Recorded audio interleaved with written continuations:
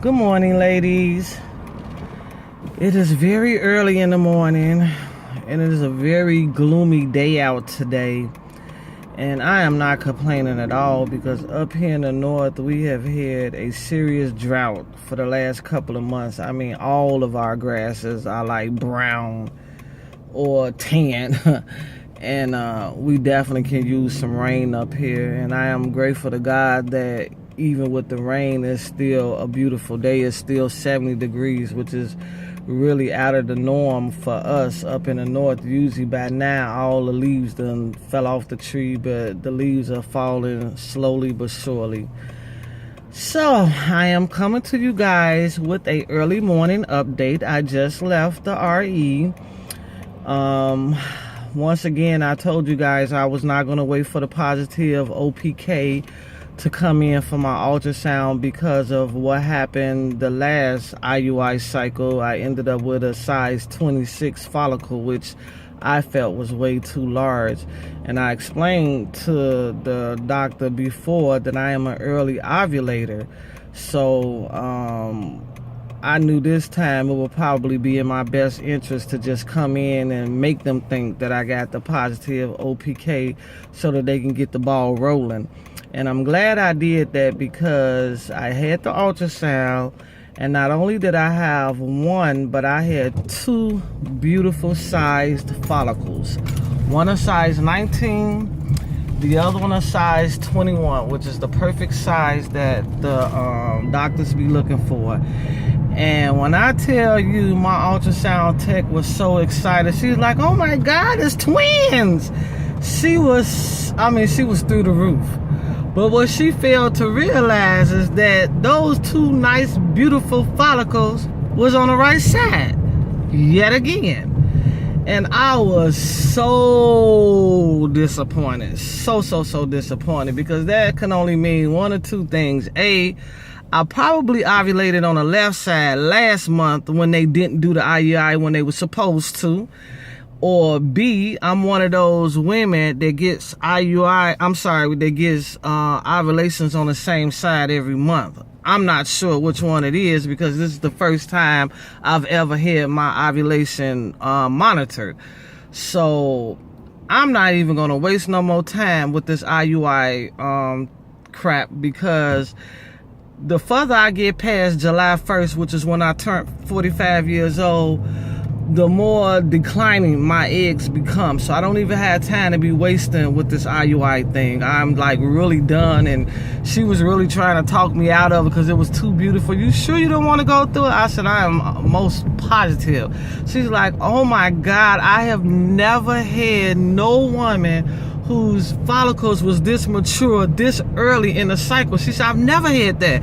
I said, I told the doctor when I first started, because they put you on this medication that you have to take from day 5 through 9. And I asked him, "Are you sure that's safe?" I said, "Because I usually have my cycle around 26 days, and my ovulation usually come around day 10, day 11, and that's like right there." He's like, "Oh, well, don't worry about it.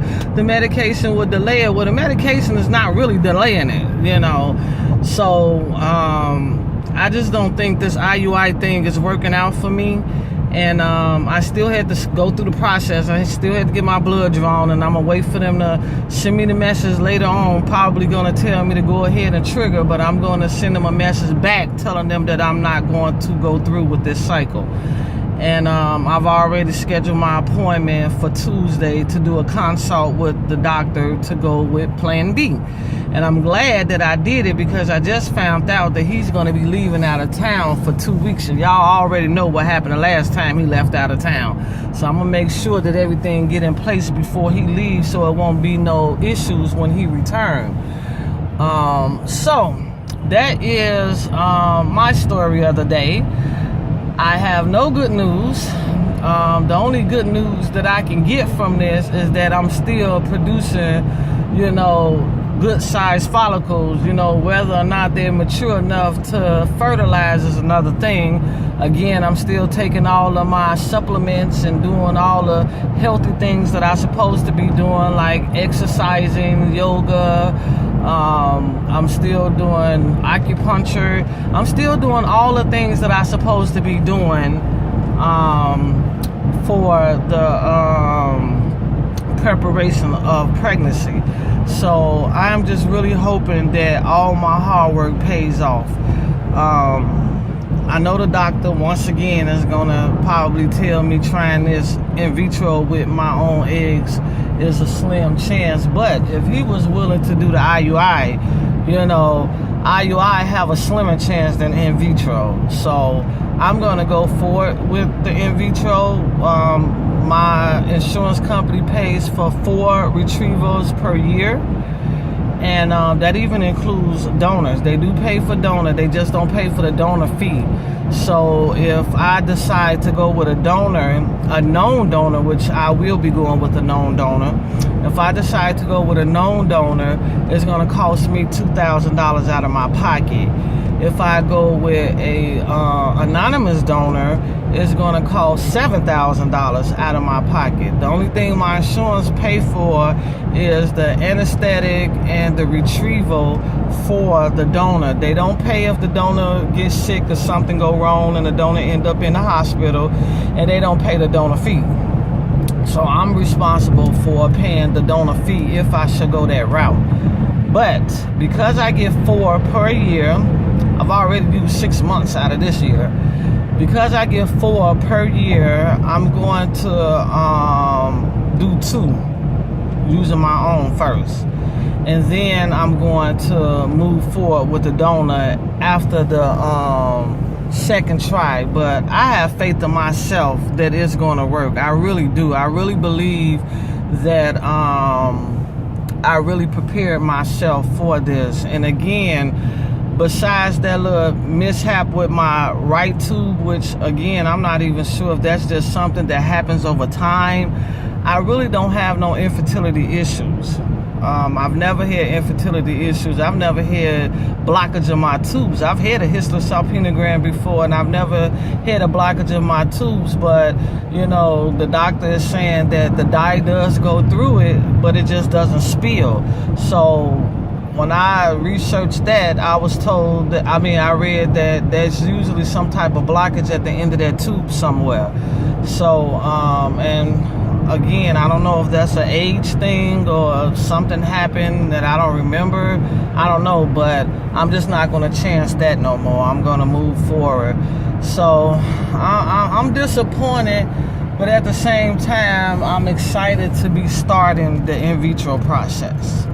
So I'm not sure when that's gonna start. I'm not even sure how that starts. I don't know if it starts around, I really don't know how it works. So, but anyway, I don't go see him until Tuesday.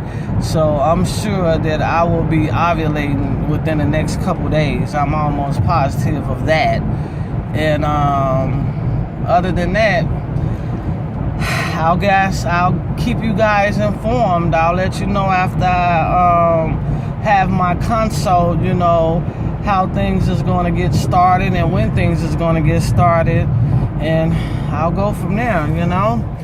Once again, I thank you guys for praying for me and following me and, you know, giving me good advice. I've been going to some of you guys' pages and following you guys as well, and I've taken up some of you guys' advice as far as, you know, what you guys are doing, so we can share each other's good habits to help us conceive. And hopefully soon one of us is going to be posting our big fat positive. Talk to you ladies later. Bye.